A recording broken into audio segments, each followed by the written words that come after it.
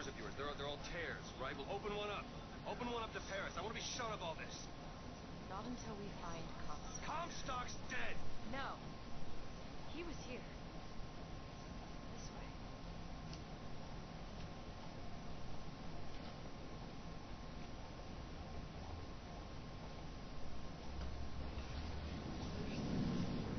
What of my debts?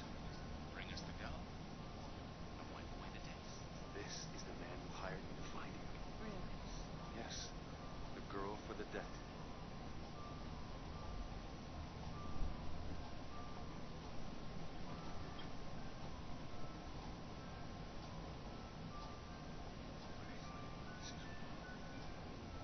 What is this? There's no baby. No, there was no baby, and if there was, I sure as hell wouldn't give it over to this guy. Booker, you don't leave this room until you do. Do it. Time is running short. Bring us the girl, and wipe away the debt.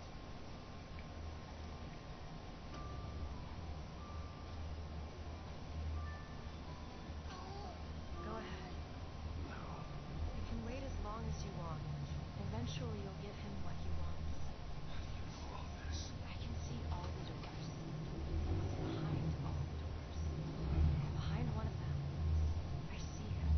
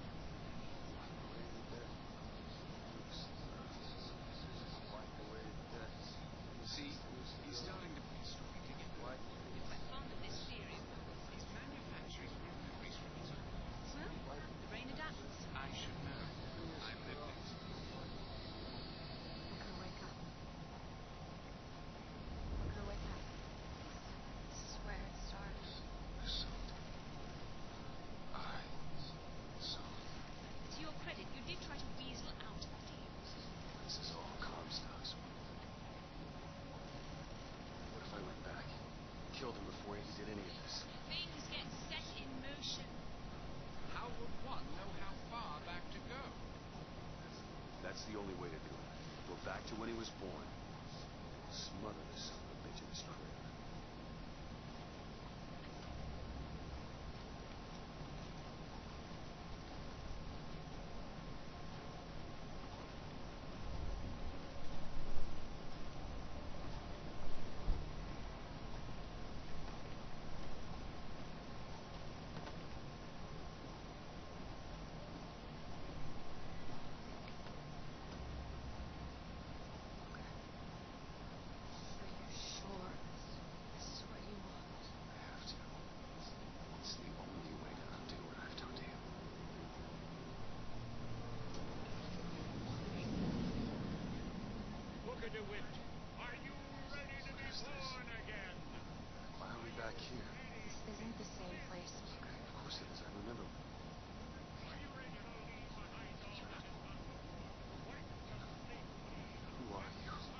Chose to walk away, but in other oceans, you didn't. You took the baptism.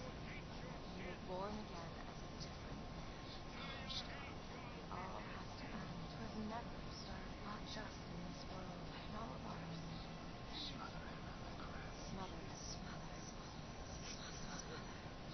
the choice is made, before you are reborn. He's Zachary Comstock. He's Booker DeWitt.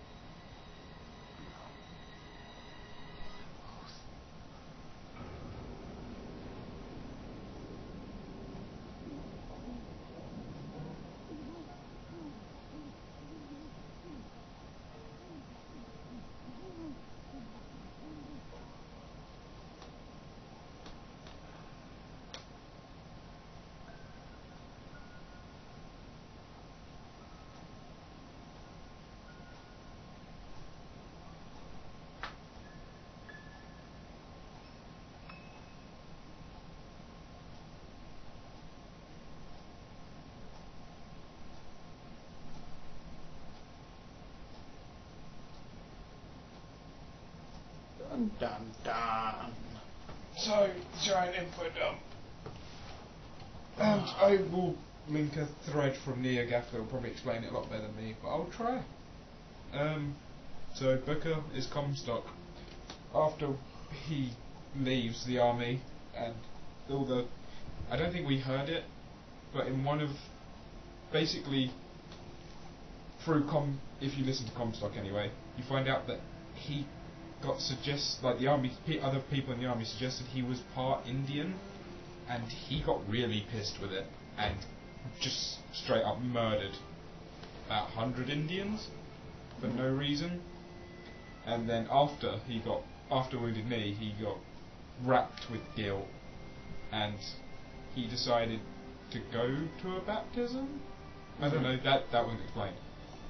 Anyway, you get to the baptism, and there's two choices, obviously. Baptize, not baptize. If you get baptized, you choose to just completely forget all of your sins, pretty much, and become a religious freak, Comstock. If you don't go with the baptism, you become Booker DeWitt. You have gambling problems, drinking problems, your wife dies, or leaves you. Dies at childbirth, I think. She dies at childbirth. So it's you with Anna, and then you end up giving her to Robert Lutece, who is communicating with his sister in another dimension using the technology they created. And then Comstock, I don't know why, he decides to capture Anna. It's because Anna is genetically the same, or a genetic descendant of him. Technically it's that she will have the genetics of his daughter because he's Booker, but he's infertile from looking in their machine, so he can't have a child of his own, so he decides to steal Booker's, in essence. Then Booker says, no, I want her back. As you see, the pinky gets chopped off, and because part of her is in his universe, where Robert Lutece is from, and she exists also in Rosalind Lutece's universe, she has the power to open tears between all of the universes. basically. That power's still a bit sort of vague. Yeah. And then it's basically, I think Rosalind Lutece explains it as the universe doesn't like to mix its stuff about and is trying to eliminate the problem. Yeah. And gives her powers. Then Bioshock Infinite happens, the whole game. Then the ending, and basically she kills you before you make the choice between Booker and Comstock. So all of it, so every choice is now negative to that. You will never become Comstock because you're dead before you make the choice. So if you see the Elizabeth is disappear at the end, that's because they never existed. Because their book has died. Yeah, Booker's dead. Comstock never steals a child. So, that, like I said, I'll link the thread on NeoGAF, which helps a lot more. Mm-hmm. But that's the basics through it. I think I covered it. Was there anything I've missed? I'm not sure. It's 2 in the morning at the moment, so I'm not really in a mood to remembering. I'm asleep. Aaron's asleep. Oh, I didn't even get to celebrate. Should we wake him up? I don't think we should. I think he deserves his rest. Yeah. He's had a lot of waiting to do. A lot of bitching. When he watches this. But yeah, so overall, really good start to the game. Really, an average middle. The third quarter was horrible. Horrid, just downright terrible. Yeah, it was not that fun. Basically, from Ghost to Ghost Death was the worst part of the game. Bit of problems with some of the stuff, like there's more to Columbia than what you see.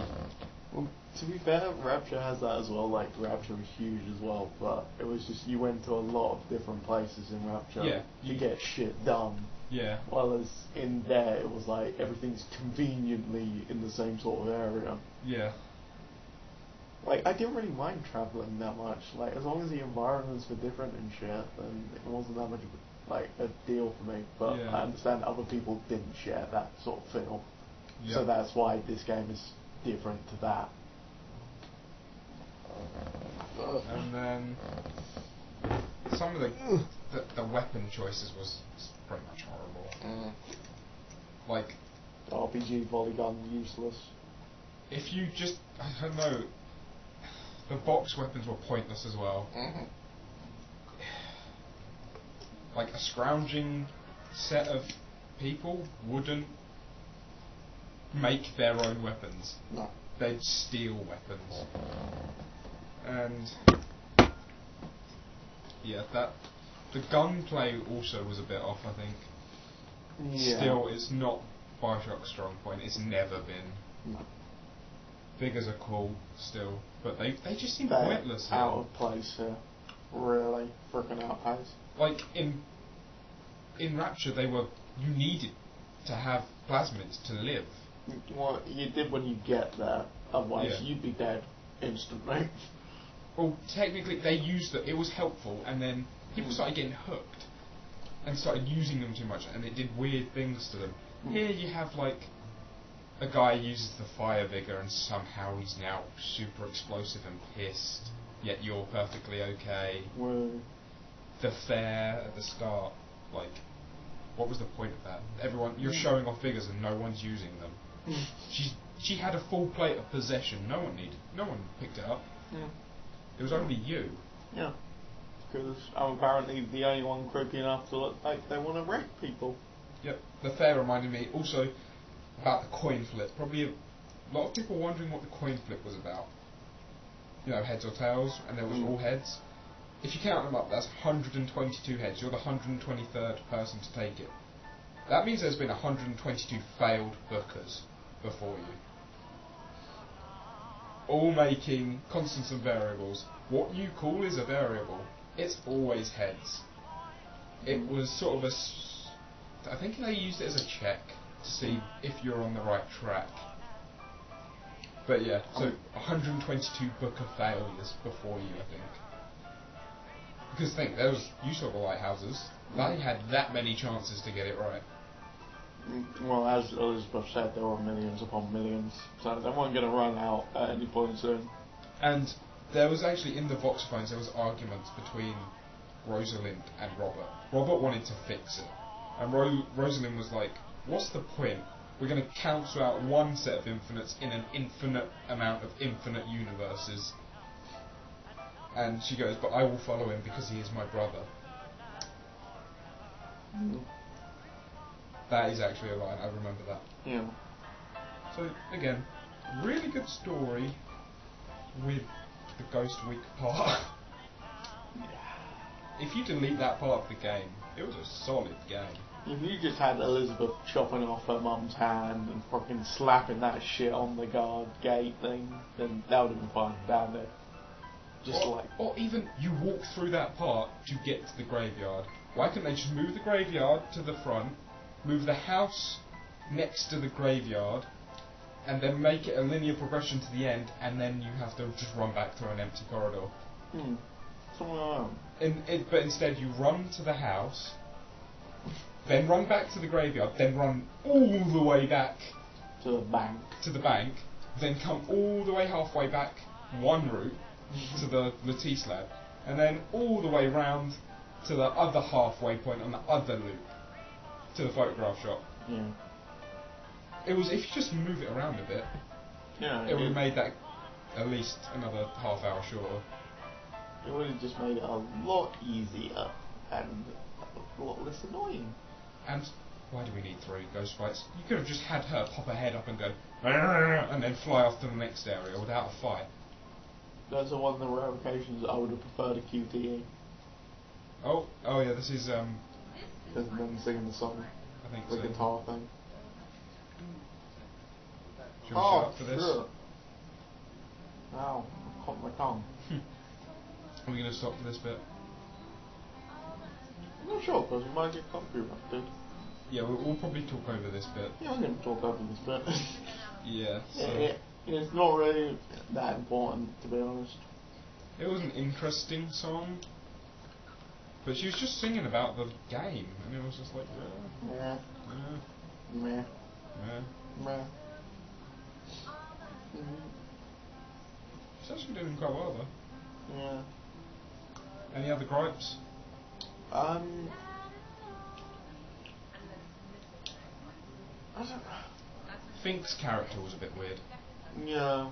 He didn't make much sense to me personally. If they fleshed him out a bit with some voxophones or shit, then he all could his have been voxophones were just like, I'm a dick and I'm rich. Comstock wants me to do this. Okay then. It was. Yeah. I think there's one point which makes me go, okay, there's some background to him. He says Comstock uses these tears to pretend to look into the future as a prophet. I'm using it to advance my own science. That's when he's making Songbird. Man.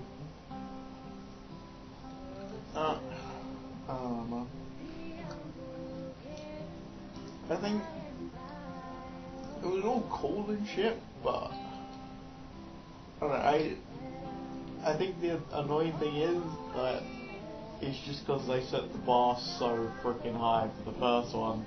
Yeah. That I doubt it's just ever going to feel the same. The demo gave me hope. And then the demo was just so different to this. It was, wasn't it? It was like a very lesser version of Aliens, Colonial Marines. What else? Also, I think, I don't want to, I hope it's not true, but you can see where parts have been possibly cut out for DLC. Possibly. It's not, I'm not talking about areas, I mean holes in the story. Right? Like Songbird, you know nothing about it. I'm pretty sure there's going to be a DLC on Songbird. Possibly. There's 3 story-based ones. I can see Songbird being one. So yeah. It's just...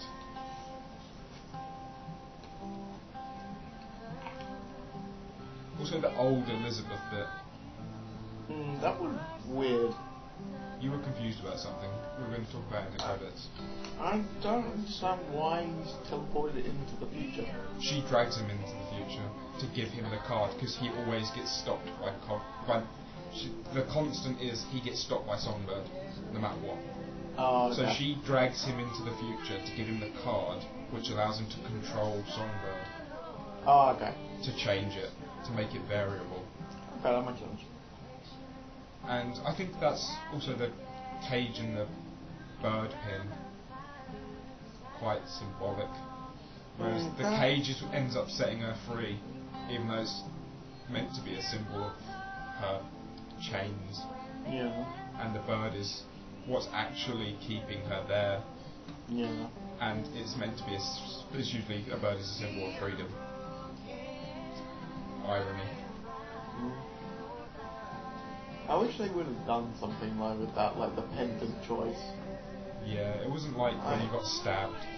Yeah, like I really like that thing. Like, I mean, it actually keeps it on. Yeah, but it just like killing Slate. If you leave him alive, you see him later. That's a nice little thing. Admittedly, you don't get anything for it or anything. It's just a nice little. Oh, he was cool. I wanted him to live, even if he was becoming a little bit of an emo bitch at the end. Still, he had an eye patch. He was cool, and a mustache. And what were the other choices? Heads or tails, but you didn't get to choose that.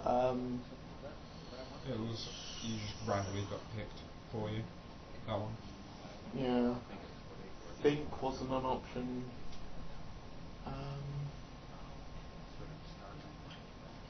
Sure, I can't remember any. Getting stabbed was one.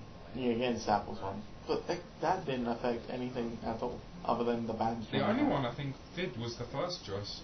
Yeah. Throwing it at Fink or throwing it at the couple. Yeah. It just changes who gave you the gear. Yeah.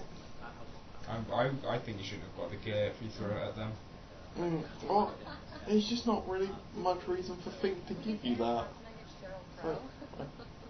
Why? Like, if Fink knows that I'm here, why doesn't he just send like because he wants to hire you, doesn't he? Yeah, but he can literally just send a gang of people, take me to Fink Industries, and be like... credits have ended, quickly. Silence. You need the controller. What? What is... Oh wait, what? No, we don't need to be silent, actually. It's... Anna? Oh, I can open the door backwards. Just quickly, I'll explain it. This, if you look at the date, 1983? 1893, sorry, I got it wrong. 1893, so this is before you go up to Columbia, and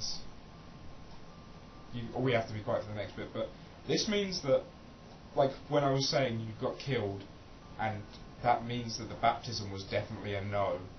I never said that there wasn't a universe where you didn't go to the baptism. Okay. Right, so you went to the baptism after a wounded knee. Yeah. Then the choice, you having the choice of going, of taking it or not taking it, that's a constant. Mm-hmm. But there was also the choice of just not going to the baptism. Which means there's still some universes with a Booker DeWitt. And if you open the door...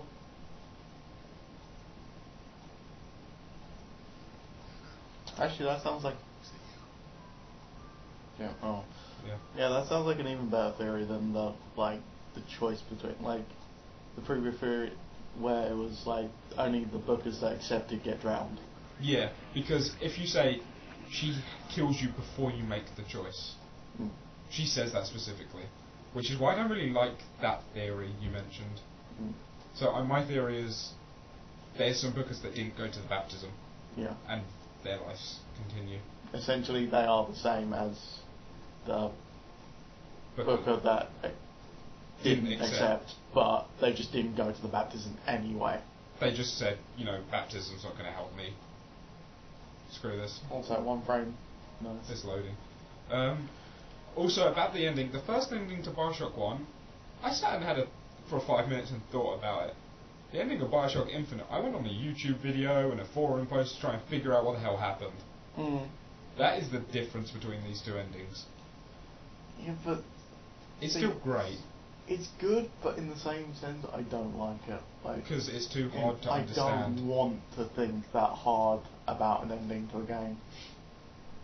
I know we're being picky here, but to be honest, people who play games, you need this on a plate for you. Most people who are going to pick up this game would need it on a plate. Well, we finished this at 2:10 in the morning. No one's going to be asked to think about this shit if they do this. Yeah. I'd recommend. I would have made it a bit plain more simple, like what I explained in the credits could have been not in a voxophone hidden behind a locked door. It could have been like under the bed or something, just at the end. Exactly. Like just Anna, not Anna. Well, Elizabeth. No. Actually, Elizabeth wouldn't exist. No, she doesn't exist anymore. No. Okay, I'm not sure then. Just a note from Booker to Booker. Well, no, because technically you remember it all. I think, because he starts screaming for Anna. Otherwise, why would he be worried if his daughter's there? He would wake up and know she's there. He's a drunk. Yeah, true. To be fair, he probably just imagined Bioshock Infinite. I just like the crashing dream. You'll never believe it. When you're older, I'm going to tell you. By the way, your name is now Elizabeth. Deal with it. That was Bioshock Infinite. Thanks for watching. It was a long one. Hope you enjoyed it, because... Aaron's asleep on his chair. Yeah. Which isn't a good sign for us. And we're going to go watch The Hobbit. Woo, Hobbit!